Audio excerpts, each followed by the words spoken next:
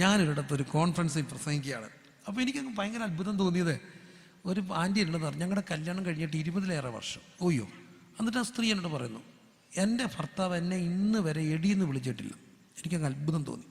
20 വർഷമായി ഭർത്താവിൻ്റെ ഓർമ്മയില്ല ആ സ്ത്രീക്ക് അവരെ എടിയെന്ന് വിളിച്ചൊരു ഓർമ്മ പോലും ഇല്ല. എന്തൊരു വീടാണ്. അപ്പോൾ എനിക്ക് വേറെ രസകരമായ അനുഭവം ഉണ്ടായി. ഞങ്ങളുടെ ഒരു പാസ്റ്റർ പറഞ്ഞു കേട്ടിട്ടുണ്ട്, ഒരു സായിപ്പ് പാസ്റ്റർ വീട്ടിൽ താമസിക്കുക. അപ്പോൾ പായിപ്പ് എപ്പോഴും കേൾക്കുക, ഈ പാസ്റ്റർ ആണെങ്കിൽ ഭാര്യയെ വിളിക്കുന്നു എടിയേ. നമ്മുടെ ഈ ആണുങ്ങളുടെ ഒരു ഒറ്റ ജോലി തീരും. ആരെങ്കിലും ഇങ്ങനെ വിരുന്നുകാർ വരുമ്പോൾ ഒറ്റ അലയാണ്, എടി ആരാടി വന്നെന്ന് നോക്കിക്കുക. അതോടുകൂടി പുള്ളിയുടെ ജോലി തീർന്നു. ആരാടി വന്നെന്ന് നോക്കിക്കുക. പിന്നെ നോക്കിയിട്ട് ബാക്കിയെല്ലാം ആര് ചെയ്തോളൂ, ഭാര്യ എടി വിളി, ഇതെല്ലാം തീരുമല്ലോ. അപ്പോൾ ഈ സായിപ്പ് കേൾക്കുകയാണ്, പാസ്റ്റർ എപ്പോഴും വിളിക്കുന്നു എടിയേ എടിയേ. അവസാനം ഈ സായിപ്പ് പാസ്റ്ററോട് ചോദിച്ചെന്ന്, pastor you are always calling your wife എടി and what is the meaning of എടി? അപ്പോൾ നമ്മുടെ അച്ചായൻ ആരാ മോൻ? അച്ചായൻ പറഞ്ഞെന്ന്, സായിപ്പേ you people always call honey honey and your honey is our എടി. നിങ്ങളെപ്പോഴും തേനേ എന്ന് വിളിക്കും. നിങ്ങളുടെ തേനാണ് ഞങ്ങളുടെ എടിയെന്ന്. അല്ലല്ലോ, നമുക്കറിയാമല്ലോ. എന്നാലും നമ്മളെല്ലാവരും തന്നെ ഇതിന് മിടുക്കരാണ്. അപ്പോൾ ഇന്ന് രാത്രിയിലെ ഭാഷയിൽ മേൽ ഒരധികാരത്തിന് വേണ്ടി പ്രാർത്ഥിച്ച്, അങ്ങനെയുള്ള എന്തെങ്കിലും മോശപ്പെട്ട ഭാഷകൾ കുഞ്ഞുങ്ങൾ ഉൾപ്പെടെ പറയുന്ന ഒരു ജീവിതശൈലി ഉണ്ടെങ്കിൽ, എത്ര കോപം വന്നാലും മോശപ്പെട്ട ഒരു ഭാഷ എൻ്റെ വായിൽ നിന്ന് വരാതെ എൻ്റെ അതിരത്തെ കാവൽ ചെയ്യണമെന്ന് ഹൃദയംഗമായി പ്രാർത്ഥിക്കുന്നവരൊക്കെ കരമുയർത്തിയ ദൈവത്തോട് ഒന്നുകൂടൊന്ന് പ്രാർത്ഥിച്ച് നമ്മുടെ വീടുകളിലേക്ക് ആ ഭാഷ മാറട്ടെ. ഭാഷയുടെ ദൈവികമായ ഭാഷയുടെ ഒരു സ്വാധീനത്തിനായിട്ട് എല്ലാവരും പ്രാർത്ഥിക്കണം. മുമ്പോട്ട് പോട്ടെ പ്രിയരെ. അപ്പം മോനെ ഞങ്ങളോട് ഇങ്ങനെ ചെയ്ത് എന്തെന്ന് ചോദിച്ചല്ലോ. അത് കഴിഞ്ഞാൽ ഈ അമ്മ പറഞ്ഞൊരു കാര്യമാണ് എന്നെ അതിലും അത്ഭുതപ്പെടുത്തിയത്. നിൻ്റെ അപ്പനും ഞാനും നിന്നെ തെരഞ്ഞു നടന്നു. നിൻ്റെ അപ്പനും ഞാനും. ഉറക്കെ പറഞ്ഞേ, നിൻ്റെ അപ്പനും ഞാനും. ഒന്നുകൂടെ പറഞ്ഞേ. അല്ല ചേച്ചി, ഞാൻ ചോദിക്കാം. ചേച്ചി പെട്ടെന്ന് ഇങ്ങനെ ചെല്ലുന്നു, എസ്റ്റംബറായിട്ട് പറയണം എന്ന് പറഞ്ഞാൽ സ്പോണ്ടേനിയസ് ആയിട്ട് പറയണം, ഓർക്കപ്പുറത്ത് പറയണം. ഓടിച്ചെന്ന് ഇങ്ങനെ ഒരു സാഹചര്യം നിങ്ങൾ പറയുമ്പോൾ നിൻ്റെ അപ്പനും ഞാനും എന്ന് പറയുമോ, ഞാനും നിൻ്റെ അപ്പൻ എന്ന് പറയുമോ? സത്യമേ പറയാവോ, കള്ളം പറയല്ലേ. നിൻ്റെ അപ്പനും ഞാനും എന്ന് പറയുമോ, ഞാനും നിൻ്റെ അപ്പൻ എന്ന് പറയുമോ? ഞാനും നിൻ്റെ അപ്പനും. നിൻ്റെ അപ്പൻ എന്ന് പറയാറില്ല, ഞാനെന്നേ പറയത്തുള്ളൂ. അപ്പം ഞാനും നിൻ്റെ അപ്പൻ എന്ന് പറഞ്ഞാൽ ആർക്കാ പ്രാധാന്യം? എനിക്കാണ്. നിൻ്റെ അപ്പനും ഞാനെന്ന് പറയുമ്പോൾ ആർക്കാണ് പ്രാധാന്യം? അപ്പനാണ്. മറിയം പറഞ്ഞത് ഞാനും നിൻ്റെ അപ്പൻ എന്നാണോ, നിൻ്റെ അപ്പനും ഞാനും എന്നാണോ? നിൻ്റെ അപ്പനും ഞാനും അല്ലേ, നിൻ്റെ അപ്പനും ഞാനും. ഞാനൊരു വീട്ടിൽ കയറി ചെന്നപ്പോൾ ആൻറ്റി എൻ്റെ പറയുകയാണ്, പാസ്റ്റേ കണ്ടോ ഇത്രയും കഷ്ടപ്പെട്ട ഞാൻ ഈ വീടെല്ലാം വെച്ചത്, ഈ പിള്ളേരെല്ലാം വളർത്തിയത് ഞാനിവിടെ കെട്ടിക്കയറി വന്നപ്പോൾ ഈ കെട്ടിയവൻ്റെ ഇളയത്തങ്ങളൊക്കെ ഇള്ള കുഞ്ഞുങ്ങളായിരുന്നു, എല്ലാത്തിനും വളർത്തിയത് ഞാൻ. അപ്പോൾ ഈ എളിയവൻ അറിയാതെ ചോദിച്ചു പോയി, ആൻറ്റി അച്ചായൻ മരിച്ചിട്ട് എത്ര നാളായിരുന്നു? അയാൾ പറയുന്ന ഇപ്പുണ്ടേ, അങ്ങനെ പറയുന്ന ഇപ്പുണ്ട്. എന്നാലും എല്ലാം ആരാണ്? ഞാനാണ്. അങ്ങനല്ല പ്രിയരെ. മറിയം ആർക്ക് പ്രാധാന്യം കൊടുത്ത്? അപ്പന് പ്രാധാന്യം കൊടുത്തു. നിൻ്റെ അപ്പനും ഞാനും. അപ്പോൾ അപ്പന് ബഹുമാനം കൊടുത്തൊരു വീട്ടിലാണ് ആര് ജനിച്ചത്? യേശു ജനിച്ചത്. ദൈവകുമാരൻ ജനിച്ച വീടിൻ്റെ പ്രത്യേകത അമ്മ അപ്പനെ ബഹുമാനിച്ചു. മനസ്സിലാക്കണേ, ബഹുമാനമുള്ളൊരു വീട്ടിലെ യേശു കർത്താവിന് ജനിക്കാനൊക്കത്തുള്ളൂ, വളരത്തുള്ളൂ. സ്വതന്ത്രം ചെയ്ത് ബഹുമാനിക്കണം. അപ്പോൾ അന്നത്തെ കാലത്തെ അപ്പന്മാരുടെ പ്രത്യേകതയുണ്ട്. അവരൊരിക്കലും ഭാര്യയും കൊണ്ട് സംസാരിപ്പിക്കത്തില്ല. കാരണം അന്നൊരു ചിന്തയുണ്ട്, നീ എന്നെ ഒരു നായായിട്ടും ഒരു യവനായിട്ടും ഒരു വളർത്തു നായായിട്ടും ജനിപ്പിക്കാഞ്ഞത് ഞാൻ നിനക്ക് സ്തോത്രം ചെയ്യുന്നു എന്നുള്ള യഹൂദ ആ മേധാവിത്വം, പുരുഷ മേധാവിത്വത്തിൻ്റെ ഒരു വല്ലാത്ത ക്രൂരമുഖം, അതാണ് യഹൂദൻ. എന്നിട്ട് പോലും പറയുന്നത് കണ്ടോ, എന്താ പറയുന്നതെന്ന് അറിയാമോ? നിൻ്റെ ഈ അമ്മയും കൊണ്ട് അപ്പൻ എന്ത് ചെയ്തു? സംസാരിപ്പിച്ചു. അപ്പോൾ യോസഫ് ആർക്ക് ബഹുമാനം കൊടുത്തു? അമ്മയ്ക്ക് ബഹുമാനം കൊടുത്തു. പരസ്പരം ബഹുമാനിച്ചിടത്താണ് ആര് ജനിച്ചത്? യേശു ജനിച്ചു. അപ്പോൾ യേശു വളരാൻ ഉണ്ടായ വീടിൻ്റെ പ്രത്യേകത ആ വീട്ടിൽ ബഹുമാനമുള്ളൊരു വീടായിരുന്നു. ഇന്ന് രാത്രി ആത്മാർത്ഥമായിട്ട് ചോദിച്ചേ, നിങ്ങളുടെ ജീവിത പങ്കാളിയോട് ഹൃദയത്തിനകത്തുനിന്ന് ഒരു ബഹുമാനം ഉണ്ടെങ്കിൽ, ഒരു ആദരവുണ്ടെങ്കിൽ, ഒരു നന്ദി ഉണ്ടെങ്കിൽ ദൈവം നിങ്ങളെ അനുഗ്രഹിക്കുന്ന ദൈവമാണ്. മരിച്ചിട്ടല്ല ആരെയും ബഹുമാനിക്കേണ്ടത്. ബഹുമാനിക്കുക. നോക്കൂ, പരസ്പരം ബഹുമാനിക്കുക. ഒരു കാര്യം, ബഹുമാനത്തിൻ്റെ ഓപ്പോസിറ്റാണ് നിന്നെന്ന് പറയുന്നത്. ആരും ആരെയും എന്ത് ചെയ്യാൻ പാടില്ല? നിന്ദിക്കാൻ പാടില്ല. ഒരു പക്ഷേ നിങ്ങൾ കാണുന്ന സ്ത്രീകളുടെ അത്രയോ, നിങ്ങളുടെ സഹോദരൻ്റെ അത്രയോ, അമ്മയുടെ അത്രയോ കഴിവില്ലാത്തൊരു പെൺകുട്ടിയായിരിക്കാം നിൻ്റെ ഭാര്യയായിട്ട് വന്നത്. അവളെ നിങ്ങൾ വീട്ടിൽ നിന്ദിക്കുന്നുണ്ടെങ്കിൽ ഒരു കാര്യം ഉറപ്പാണ്, ആ പെണ്ണ് കരഞ്ഞാൽ ആ വീടിന് ഭയങ്കര ശാപ. ഞാൻ ഒരു കള്ളം പറയല്ല, ഒരു കുഴപ്പമില്ലാതെ പുത്തൻ വീട് വിണ്ട് കീറുക. അപ്പോൾ അതിന് കോൺക്രീറ്റ് എല്ലാം ഇവിടെ നല്ല വീട് വിണ്ട് കീറും. ഞാനത് പ്രാർത്ഥിച്ചപ്പം കർത്താവ് എനിക്ക് തന്നൊരു ഉത്തരവുണ്ട്, കോൺക്രീറ്റുകാരൻ്റെ കുഴപ്പം കൊണ്ടല്ല ഇത് വിണ്ട് കീറുന്നത്. കണ്ണീര് വീണാൽ വീടിന് പോലും താങ്ങാനൊക്കത്തില്ല. കണ്ണീര് വീഴാൻ തുടങ്ങിയാൽ കോൺക്രീറ്റ് കെട്ടിടത്തിന് പോലും അത് താങ്ങാനൊക്കത്തില്ല. നിന്നയുടെ കണ്ണീര് കൊണ്ട് ആരെയും കണ്ണീര് വീഴാൻ ഇടയാകരുത്. നോക്കണം, നിന്ദിക്കാത്ത വീടായിരിക്കണം. നിങ്ങളുടെ ഭർത്താവ് ഇച്ചിരി ബലഹീനാണോ, പക്ഷേ അയാളെ നിങ്ങൾ നിന്ദിക്കാതിരുന്നാൽ ദൈവം നിന്നെ അനുഗ്രഹിക്കാനായിട്ട് തുടങ്ങും. നിന്നയില്ലാത്തൊരു വീട്, ആരും ആരെയും നിന്ദിക്കരുത്. വൃദ്ധ മാതാപിതാക്കളെ ഒരിക്കലും നിന്ദിക്കാൻ പാടില്ല. അവിടെ എങ്ങാനും കണ്ണീരിന് സൾഫ്യൂരിക് ആസിഡ് അതെങ്ങാനും വീണുണ്ടല്ലോ, ടൈല് വരെ ഇളകിപ്പോകും. അത്ര വലിയ സംഭവമാണ്. അതുകൊണ്ട് പ്രായമുള്ളവരുടെ കണ്ണീര് വീഴരുത്. വല്ലാതെ വേദനിച്ച് ഒരു കണ്ണീരും നമ്മുടെ വീട്ടിൽ വീഴാൻ ഇടയാകരുത്. ഇന്ന് രാത്രി ദൈവത്തോടൊന്ന് പ്രാർത്ഥിച്ച് നിന്ദിക്കാത്ത, ആരെയും വേദനിപ്പിക്കാത്ത ഒരു ജീവിതത്തിൻ്റെ ഉടമയാക്കി എന്നെ മാറ്റണമേ. അങ്ങനെ ഒരു വീട്ടിലാണ് ആര് ജനിച്ചത്? യേശു കർത്താവ് ജനിച്ചത്. അടുത്തൊരു വാക്യം എന്നെ ധ്യാനിപ്പിച്ചു. 52-ാമത്തെ വാക്യം, യേശുവോ ജ്ഞാനത്തിലും വളർച്ചയിലും ദൈവത്തിൻ്റെയും മനുഷ്യൻ്റെയും കൃപയിൽ എന്ത് ചെയ്തു വന്നു? മുതിർന്നു വന്നു. ഉറക്കെ പറഞ്ഞേ, ജ്ഞാനത്തിലും വളർച്ചയിലും ദൈവത്തിൻ്റെയും മനുഷ്യൻ്റെയും കൃപ. മക്കളെല്ലാവരും ഉറക്കെ പറഞ്ഞേ മക്കളെ, ദൈവത്തിൻ്റെ കൃപ, മനുഷ്യൻ്റെ കൃപ. ഉറക്കെ പറഞ്ഞേ, കൃപ, പിന്നെ മനുഷ്യൻ്റെ കൃപ. ഒന്നുകൂടെ പറഞ്ഞേ, ദൈവത്തിൻ്റെ കൃപ, മനുഷ്യൻ്റെ കൃപ. അപ്പം വളരണമെങ്കിൽ 2 കൃപകൾ വേണം. ഒന്ന് ദൈവത്തിൻ്റെ കൃപ, അത് ദൈവത്തിൻ്റെ അനുഗ്രഹമാണ്. രണ്ടാമത്തെ അനുഗ്രഹം ആരുടെയാണെന്നറിയാമോ? അപ്പൻ്റെ അമ്മയുടെ അനുഗ്രഹം വേണം. അപ്പൻ്റെ അമ്മയുടെ അനുഗ്രഹം ഇല്ലാത്ത ഒരു മക്കൾക്കും നല്ല ഭാവി ഉണ്ടാകില്ല. അപ്പൻ്റെ അമ്മയുടെ അനുഗ്രഹം വേണം. അതാണ് ദൈവത്തിൻ്റെ കൃപ. 2 ആരുടെ കൃപ? മനുഷ്യരുടെ കൃപ. ആരുടെയൊക്കെ അനുഗ്രഹം വേണം? നിങ്ങളെ വളർത്തിയ മാതാപിതാക്കളുടെ അനുഗ്രഹം ഹൃദയം നിറഞ്ഞ് മേടിക്കാൻ കഴിയണം. പ്രത്യേകിച്ച് അവിടെ വാർദ്ധക്യ സമയങ്ങളിൽ ഈ അനുഗ്രഹം കിട്ടിയെങ്കിൽ നമ്മൾ രക്ഷപ്പെട്ടു. അത് മേടിക്കാൻ മത്സരിച്ചോണം. അപ്പൻ്റെ അമ്മയുടെ എന്ത് വേണം? അനുഗ്രഹം വേണം. നിങ്ങൾ വൃദ്ധ മാതാപിതാക്കളുടെ അനുഗ്രഹം, പ്രിയരെ, വൃദ്ധ മാതാപിതാക്കളുടെ അനുഗ്രഹം. നല്ല വീടുകളിലൊക്കെ ചെന്നിട്ടുള്ള അനുഭവങ്ങളാണ്. അച്ഛൻ്റെ വയറങ്ങ് ഒട്ടിക്കിടക്കുക, തളർന്ന് കിടക്കുക, അന്നാ വാരി കൊടുക്കാമെന്നൊക്കെ വെച്ച് ഇതെന്താന്നൊക്കെ നോക്കി ചെന്നപ്പം പറയുക, അങ്ങനെ ഒന്നും ഒത്തിരി കൊടുക്കണ്ട. എന്താ കാര്യം? പുള്ളിക്കിപ്പം ഭയങ്കര വിശപ്പാന്നേ, കിടപ്പിലാണെങ്കിലും വിശപ്പാണ്. ഒത്തിരി കഴിച്ചാലേ നിറച്ചു കൊടുത്ത ഒരു കുഴപ്പമുണ്ട്, ഇരിക്കുന്നിരപ്പി വയറ്റിൽ നിന്ന് അതുപോലെ അങ്ങ് പോകും. പിന്നെ ഇത് കഴുകിയെടുക്കാൻ വലിയ പാടല്ലേ. അതുകൊണ്ട് ഞങ്ങൾ ഇച്ചിരിയെ കൊടുക്കത്തുള്ളൂ. അതാകുമ്പോൾ ഇച്ചിരിയെ പോകത്തുള്ളൂ. വയറ് വിശന്ന് കിടക്കുക, അവിടെ ഒരിക്കലും എന്ത് കിട്ടത്തില്ല? അനുഗ്രഹം കിട്ടത്തില്ല. കണ്ട കാര്യമാണ്, അറിയാതെ അവർ പറഞ്ഞും പോയൊരു കാര്യം. മനസ്സിലാവുന്നുണ്ടോ? എന്നിട്ടൊരു കാര്യങ്ങളൊക്കെ പറഞ്ഞ് ഈ ഡയപ്പറിനൊക്കെ എന്തൊരു വിലയാണ്. അതുകൊണ്ട് ഇതൊന്നും മേടിക്കാനും ഒക്കത്തില്ലെന്നേ. അതുകൊണ്ട് വയറ് നിറച്ച് കൊടുക്കാതെ ഇട്ടേക്കുക. തമ്പുരാനെ, അനുഗ്രഹം കിട്ടണമെങ്കിൽ ഒരു വഴിയുണ്ട്. ഇസാക്ക് വിളിക്കുക, യേശാവോട് പറയുന്നുണ്ട്, നീ എനിക്ക് വല്ലതും നിറച്ചു താടാ, ഞാൻ നിന്നെ ഒന്ന് അനുഗ്രഹിക്കട്ടെ. മനസ്സിലാകുന്നുണ്ടോ? ദൈവത്തിൻ്റെ അനുഗ്രഹം ഉണ്ടാകണമ്പം തന്നെ നമ്മുടെ മനുഷ്യൻ്റെ അനുഗ്രഹം നമുക്ക് ആവശ്യമാണ്. മനസ്സിലാക്കുന്നവർ കരമുയർത്തി ഒന്ന് പ്രാർത്ഥിച്ചേ, ദൈവമേ, ആ മനുഷ്യൻ്റെ അനുഗ്രഹം. എൻ്റെ പൊന്നു മക്കളെ, നിങ്ങളുടെ അപ്പൻ്റെ അമ്മയുടെ നിറഞ്ഞ കണ്ണുകളോടുകൂടുള്ള ഹൃദയം നിറഞ്ഞ അനുഗ്രഹം നിനക്ക് കിട്ടിയോ? നീ രക്ഷപ്പെടും. എവിടെ പോയാലും രക്ഷപ്പെടും. നിങ്ങളുടെ അപ്പച്ചൻ്റെ അനുഗ്രഹം നിങ്ങൾക്ക് കിട്ടിയ കൊച്ചുമക്കളെ, ദൈവം നിങ്ങളെ അനുഗ്രഹിക്കും. ഒരു വല്യപ്പൻ്റെ അനുഗ്രഹം കിട്ടിയ ഒരു കൊച്ചുമോനാണ് ഞാൻ ഒരിക്കലും പറയത്തില്ല. അനുഗ്രഹം കിട്ടിയോ ഭയങ്കര അനുഗ്രഹമായിരിക്കും. അപ്പം അതിന് മനുഷ്യൻ്റെ അനുഗ്രഹം വേണം. ഗൗരവമായിട്ട് പറഞ്ഞേ, ആരുടെ അനുഗ്രഹം വേണം? മനുഷ്യൻ്റെ അനുഗ്രഹം വേണം. ഉറക്കെ പറഞ്ഞേ, മനുഷ്യൻ്റെ അനുഗ്രഹം. നിങ്ങളെ ജനിച്ചു വളർത്തിയോടെ അനുഗ്രഹം വേണം. വേണ്ടേ പ്രിയരെ? വേണം. അതൊരനുഗ്രഹമാണോ? ആണ്. മരുമക്കളെ, അപ്പച്ചൻ്റെ അമ്മച്ചയുടെ അനുഗ്രഹം കിട്ടിയോ നിങ്ങൾ രക്ഷപ്പെടും. കാരണം എന്നറിയാമോ? കാലം അങ്ങ് കഴിയും, നിങ്ങളും നാളെ വലുതാകും, മക്കൾ വലുതാകും.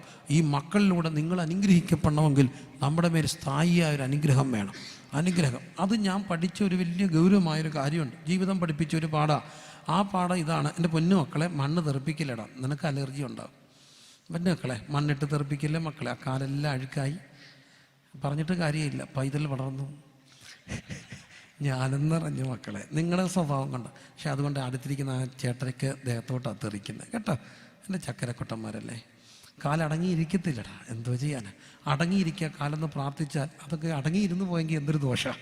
അതുകൊണ്ട് ഒന്നും പറ്റരുത്. അതുകൊണ്ട് തമ്പുരാനെ എൻ്റെ കുഞ്ഞു മക്കളെല്ലാം നന്നായിട്ടിരുന്നേ. സ്തോത്രം. ആ പൊടിയെല്ലാം കൂടെ തെറിപ്പിച്ച് ആ ചേട്ടായിയുടെ ദേഹം മുഴുവൻ പാൻ്റയിലോട്ട് തെറിപ്പിക്കുക. അവൻ്റെ കാലെല്ലാം അഴുക്കായി. ഇനി അതെങ്ങനെ കഴുകിയെടുക്കും മക്കളെ? കഴുകിയിട്ട് രാത്രി കിടക്കാവേ കേട്ടോ. വീട്ടിൽ ചെന്നിട്ട് കാല് കഴുകണേ. ഓക്കെ. അപ്പം എന്നെ ശ്രദ്ധിച്ച് പൊടി പറക്കുന്നു. അപ്പം എവിടെ വന്നത്? അപ്പോൾ അനുഗ്രഹം എന്ന് പറയുന്നത് ഭയങ്കര എന്നെ ജീവിതം പഠിപ്പിച്ചൊരു പാഠം. ഞാനത് ഒത്തിരി അടുത്ത് പറഞ്ഞിട്ടുണ്ട്. എൻ്റെ അപ്പം മരിക്കുമ്പോൾ ഒരു സംഭവം ഉണ്ടായി. അപ്പോൾ അപ്പം കൂടെ പറയുന്നൊരു കാര്യം ഉണ്ടായിരുന്നു. അപ്പയുടെ പോക്കറ്റിൽ ഒരു ജുബായും എൻ്റെ അപ്പൻ ഒരു സീനിയർ പാസ്റ്ററായിരുന്നു. ജയ്സൺ പാസ്റ്ററൊക്കെ ചോദിച്ചാൽ ഞങ്ങളുടെ പ്രസ്ഥാനത്തിൽ ഒരു സീനിയർ പാസ്റ്ററാണ്. ജയമൻ പാസ്റ്ററൊക്കെ അറിയാം. അപ്പോൾ അപ്പം സാധാരണ എല്ലാവരും ബഹുമാനിക്കുന്ന കാര്യമാണ്. അപ്പം ജുബായ എടുത്തുള്ളൂ, രച്ചതല. അതിനകത്ത് ഈ പപ്പയുടെ ഒരു പെട്ടെന്ന് ഓർക്കാൻ ജുബായുടെ ഒരു പോക്കറ്റ് ഒരു പേഴ്സ്. എൻ്റെ പൊന്നെ, ആ പേഴ്സിൽ എപ്പോഴും 1,00,000 രൂപയെ കുറയത്തില്ല. അത് എവിടെ വെക്കുമെന്ന് അറിയത്തില്ല, പക്ഷേ അതിനകത്ത് പൈസ കാണും. പൈസ എടുത്തോ പൈസ എന്നറിയാം. അക്ഷയപാത്രം എന്നൊക്കെ പറയുന്ന പോലെ.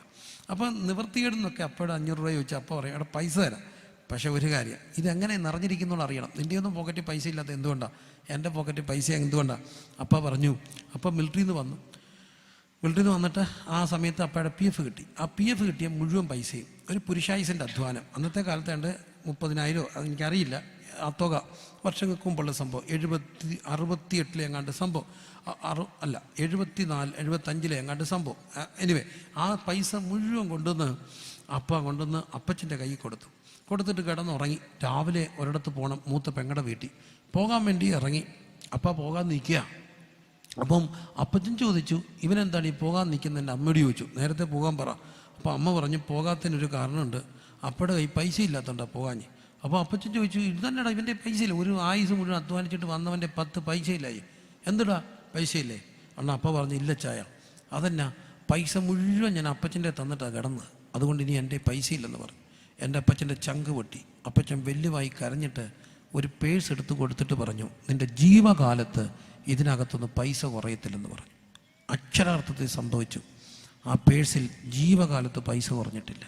അതിനകത്ത് പൈസയായിരുന്നു, എപ്പോഴും പൈസയായിരുന്നു. ആൾക്കാരെ പറയില്ല, അറിയാവുന്നതൊക്കെ ചോദിച്ചു. അതിനകത്ത് പൈസ ഉണ്ടായിരുന്നു. തീർന്നാൽ അന്ന് വരും. സന്ധ്യയ്ക്ക് 7 മണിക്ക് അത് തീർത്താൽ രാത്രി കിടക്കുന്നതിന് മുമ്പ് പേഴ്സ് നിറഞ്ഞിട്ട് കിടക്കത്തുള്ളായിരുന്നു. അതായിരുന്നു അപ്പയുടെ ചരിത്രം. അപ്പം മരിക്കാൻ നേരത്ത് ഐസി കയറിയപ്പോൾ ഈ പേഴ്സ് ഞാൻ എടുത്ത് തീർത്തുകയും ചെയ്തു. നമ്മുടെ വന്നാൽ പിന്നെ എങ്ങനെ തീരുമെന്ന് ഓർത്താണ്. തീർന്നു. പിന്നെ പൈസയൊന്നും ഇല്ലായിരിക്കുക. അപ്പോൾ ഈ പപ്പ തെക്കൻ നാട്ടിലെ പാഷായിരുന്നു. അവിടുന്ന് 2 ബസ് ആൾക്കാർ കാണാൻ വന്നു. പാഷ ഷിബു മാത്യുവിൻ്റെ നേതൃത്വത്തിൽ. ഞങ്ങളുടെ പിള്ളേരാണ്. അവരെല്ലാം വന്നു അപ്പച്ചനെ കാണാൻ വന്നപ്പോൾ അപ്പ ICU കയറി. ഇവർ നേരത്തെ വിളിച്ച് പറഞ്ഞിരുന്നു വരുമെന്ന്. അപ്പോൾ ഇവർക്കുള്ള ഫുഡും എല്ലാം ക്രമീകരിച്ച് വെച്ചേക്കുക. പക്ഷേ ഇവർ വന്നപ്പോഴത്തേന് ICUലായി. അപ്പോൾ ഡോക്ടർ പറഞ്ഞു, പൾസ് കുറയാണ്, ഇനി ഇറക്കാൻ ഒക്കത്തില്ല. അപ്പോൾ എൻ്റെ ഭാര്യ എന്ന് ഡോക്ടറോട് സംസാരിച്ച് പറഞ്ഞു, ഡോക്ടറെ ഇറക്കണം, അപ്പയുടെ ആഗ്രഹമാണ് അവരെ കാണണം. അപ്പോൾ അങ്ങനെയാണ് ഒരു കാര്യം ചെയ്ത്, നിങ്ങളുടെ സ്വന്തം റിസ്കിൽ ഇറക്കാം. ഓക്കെ, ഞങ്ങൾ എഴുതി വെച്ച് ഞങ്ങളുടെ സ്വന്തം റിസ്കിൽ ഇറക്കുന്നു. അങ്ങനെ എല്ലാം ഡിസ്കണക്ട് ചെയ്തൊരു വീൽ ചെയറെ കൊണ്ടുവന്ന് ഈ ICUവിന് പുറത്ത് മുറ്റത്ത് കൊണ്ടുവന്ന്, ആശുപത്രി മുറ്റത്ത്. ഒരു ഭയങ്കര സംഭവം. ആശുപത്രി മുറ്റത്ത് 10-75 പേരും കൂടെ ചുറ്റും നിന്നു. പെട്ടെന്ന് ദൈവദാസം പാടാൻ തുടങ്ങി, ഉയർത്തിയിടും ഞാൻ എൻ്റെ കൺകൾ. അതൊരു ആരാധനയായിട്ട് മാറി. ആശുപത്രിക്കാരെല്ലാം നോക്കി നിൽക്കുക. എല്ലാം കഴിഞ്ഞിട്ട് എല്ലാവരും ചെന്ന് ഈ അപ്പച്ചനെടുക്കുക പ്രാർത്ഥിച്ചു. എല്ലാവരും കൊണ്ടുവന്ന് കാണിക്ക കൊടുത്തു. കാണിക്ക എല്ലാം മേടിച്ച് ഈ പേഴ്സ് ഈ പോക്കറ്റ് വെച്ചിട്ട് ഇങ്ങനെ ICU തിരിച്ചു കയറി. രാത്രി 1 മണിയായപ്പോൾ എൻ്റെ ഭാര്യ കയറിയിട്ട് ചോദിച്ചു, പപ്പേ ആ പൈസ എന്തിനാ IC എടുത്തോട്ടെ? വേണ്ടടി, അതേ എൻ്റെ പോക്കറ്റ് ഇരിക്കട്ടെ, നിങ്ങൾ പൊക്കോളം പറഞ്ഞു. നേരം വെളുത്ത് എൻ്റെ അപ്പം മരിക്കുമ്പോൾ ഞാൻ അടുത്ത് ഇപ്പുണ്ട്, തപ്പിത്തൂത്ത്. അപ്പം മരിക്കുകയല്ലേ, തൂത്തപ്പം ഈ പോക്കറ്റിൽ കൈ തടഞ്ഞു. അപ്പം മരിച്ചു. ഞാൻ ഈ പൈസ എടുത്ത് പോക്കറ്റ് വെച്ചു. എന്നിട്ട് മോർച്ചറി കൊണ്ട് ബോഡി വെച്ചു. ഓഫീസിൽ വന്ന് ചോദിച്ചു, എത്ര രൂപയായി ബില്ല്? അവർ പറഞ്ഞു 12,000 രൂപയായെന്ന് പറഞ്ഞു. ഞാൻ ഈ പോക്കറ്റിലെ പൈസ എണ്ണി നോക്കിയപ്പോൾ കൃത്യം ഓഫീസ് ബില്ല് അടയ്ക്കാനുള്ള പൈസ, കൃത്യം പൈസ. 1 രൂപ കൂടുതലുമില്ല, 1 രൂപ കുറവില്ല. അപ്പം എനിക്കൊരു കാര്യം പിടികിട്ടി, അപ്പൻ്റെ അനുഗ്രഹമാണ്. നിൻ്റെ ജീവകാലത്ത് നിൻ്റെ പേഴ്സിൽ നിന്ന് പൈസ പോകത്തില്ല. ഓഫീസിൽ അടയ്ക്കാനുള്ള പൈസ വരെ പോക്കറ്റ് ഇട്ടിട്ട് ICU കിടന്ന് മരിക്കുക. അപ്പൻ്റെ അനുഗ്രഹം. ഇന്ന് രാത്രി ചോദിച്ചോട്ടെ, ഹൃദയം നിറഞ്ഞ് നിൻ്റെ അപ്പൻ്റെ അമ്മയുടെ അനുഗ്രഹം കിട്ടിയാൽ നമ്മൾ രക്ഷപ്പെടും കേട്ടോ. ശാപം മേടിച്ച് കേട്ടല്ലേ. അങ്ങനെ എന്തെങ്കിലും ഉണ്ടെങ്കിൽ ഇന്ന് രാത്രി ദൈവസന്ധി ഏറ്റു പറയണേ. മനസ്സിലാകുന്നുണ്ടോ? അപ്പൻ്റെ അമ്മയുടെ അനുഗ്രഹം വേണം, വൃദ്ധരുടെ അനുഗ്രഹം വേണം, പ്രായമുള്ളവരുടെ അനുഗ്രഹം വേണം. നരച്ച തല, ശോഭയുള്ള കിരീട. നിങ്ങൾ ചില പ്രായമുള്ളവരൊക്കെ ഒന്ന് കയ്യെ പിടിച്ച് അപ്പുറത്തൊന്ന് കൊണ്ടുവിട്ടേ.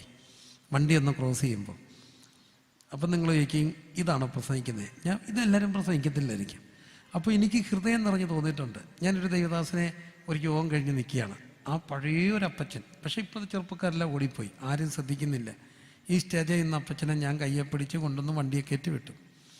അപ്പോൾ അപ്പച്ചൻ എന്നോട് അവിടെ നിന്നുകൊണ്ട് പറയുക, കുഞ്ഞേ ആരും ശ്രദ്ധിച്ചില്ല, നീ അല്ല എന്നെ പിടിച്ചോണ്ട് വന്നേ, കർത്താവ് നിന്നെ അനുഗ്രഹിക്കടാ. എൻ്റെ അകത്ത് ഒരു ഭയങ്കര മഞ്ഞ് വീണു. ആ ഒരു അനുഗ്രഹമാണ്.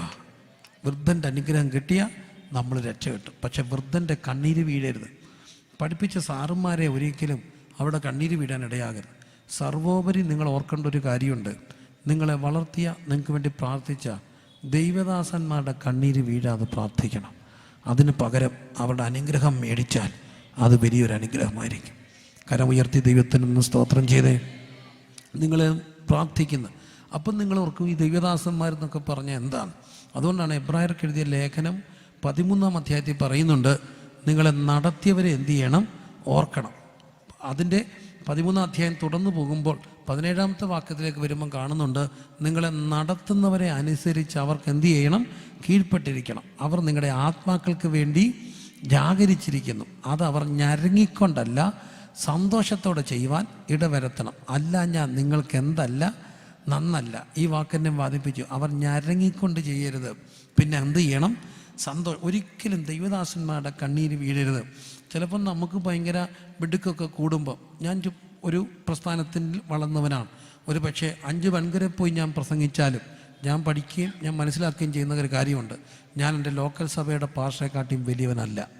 ഞാൻ ചിലപ്പോൾ ലോകമറിയുന്നൊരു ദൈവദാസനാണെങ്കിലും, ഞാനൊരു പ്രാദേശിക സഭയുടെ അംഗമാണെങ്കിൽ എൻ്റെ മേൽ അതികർത്തൃത്വമുള്ളത് എൻ്റെ ദൈവദാസനാണ്. അതാണ് അതിൻ്റെ സത്യം. ആ സത്യം വിശ്വസിക്കുന്നവരൊക്കെ ദൈവത്തിന് സ്തോത്രം ചെയ്ത്.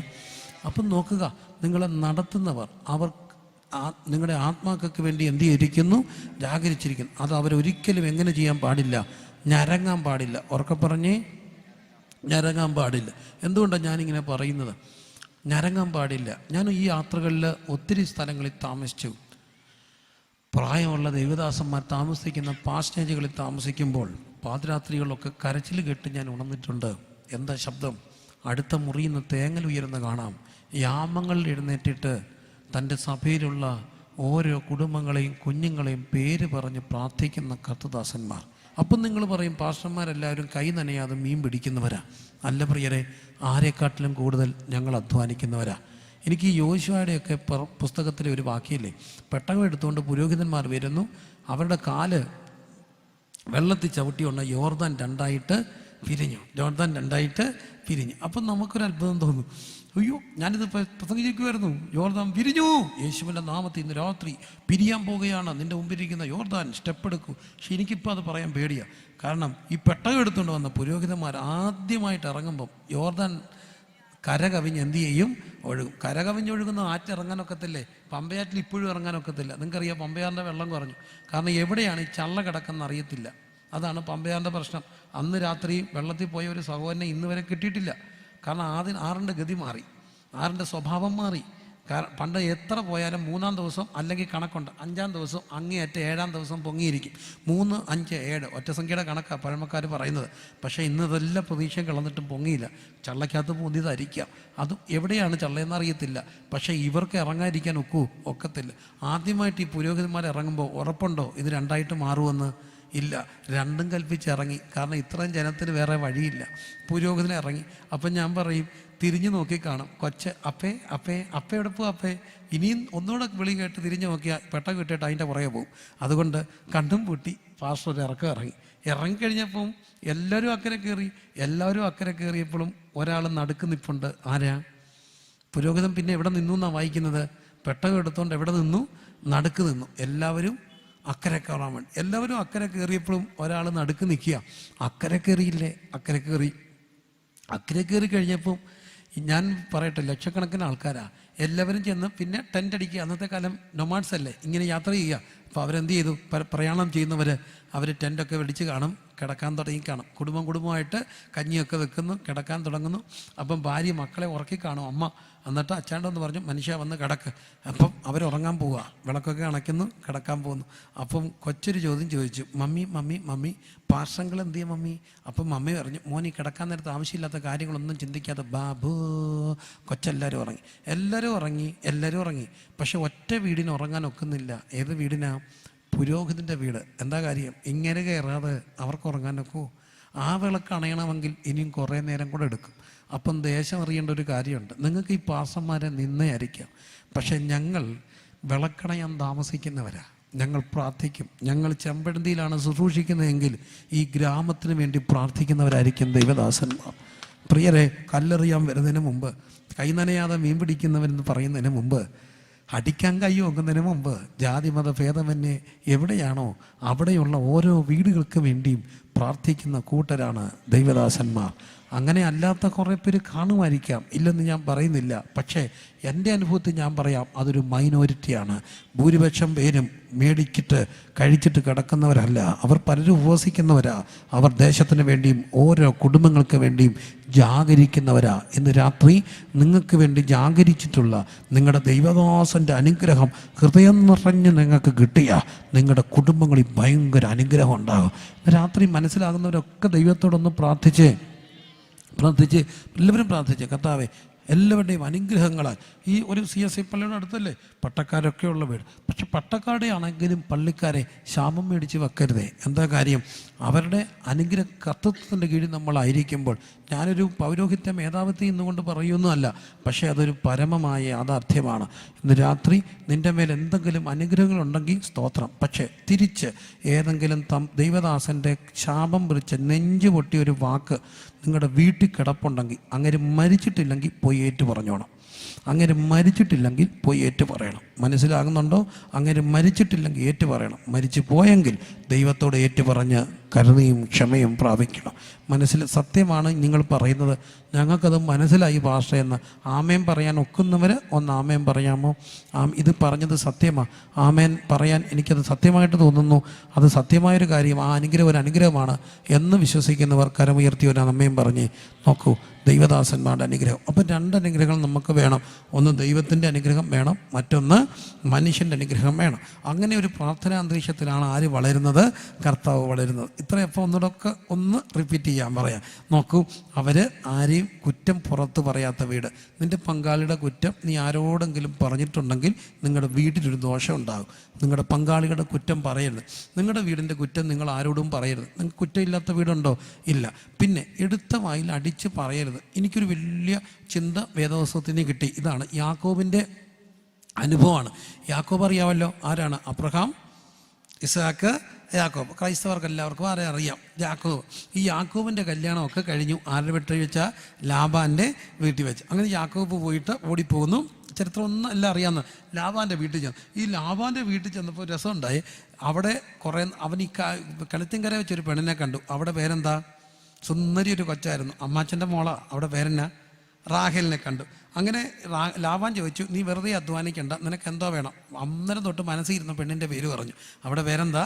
റാഹേൽ. അവളെ മതി എന്ന് പറഞ്ഞു. അപ്പോൾ റാഹേൽ യാക്കോബ് പറഞ്ഞു, ശരി, ചുമ്മാ തരത്തില്ല, നീ 7 വർഷം എന്നെ എന്ത് ചെയ്യണം? സേവിക്കാൻ പറഞ്ഞു. 7 വർഷം സേവിച്ചു. 7 വർഷം സേവിച്ച് കഴിഞ്ഞപ്പം കല്യാണം കഴിച്ചു. പക്ഷെ രാത്രിയിൽ അറിഞ്ഞു ഇതാരല്ല, റാഹേലല്ല. ആരായിരുന്നു? ലേയായിരുന്നു. എന്തോ ചെയ്യും? അപ്പം ലാബാണ്ട് ചോദിച്ചു, നീ എന്നെ എന്തിനാ ചതിച്ചെന്ന്.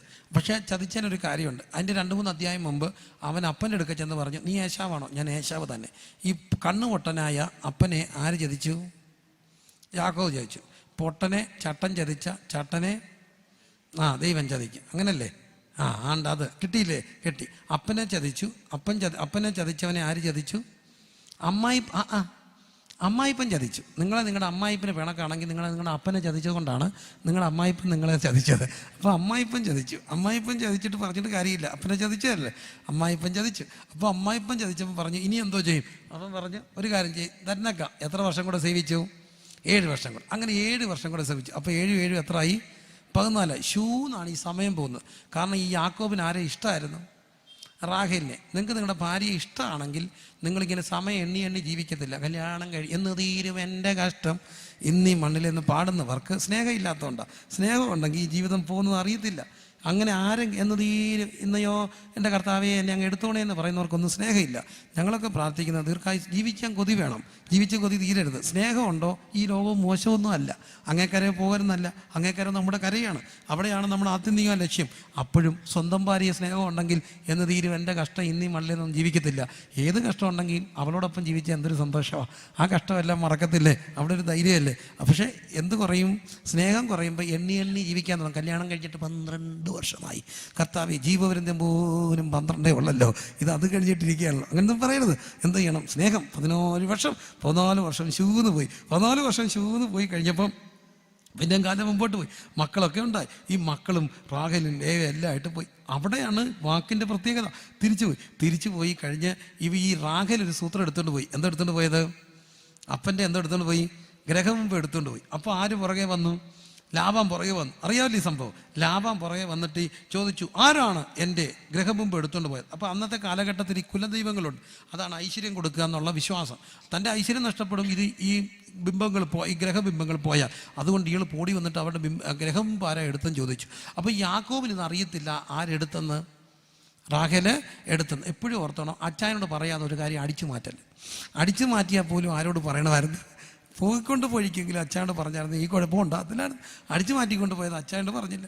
അപ്പോൾ അച്ചായോട് ചോദിച്ചു, ആരാന്ന് ചോദിച്ചപ്പോൾ അച്ചായൻ യാക്കോബ് ഒറ്റ അടിക്ക് പറഞ്ഞു, ആരുടെ കയ്യിലാണോ ഗ്രഹബിംബം ആ ആൾ എന്ത് ചെയ്ത് പോട്ടെ, ചത്തുപോട്ടെന്ന് പറഞ്ഞു. ഒറ്റയടി. എന്ത് പോയിട്ടെന്ന് പറഞ്ഞു?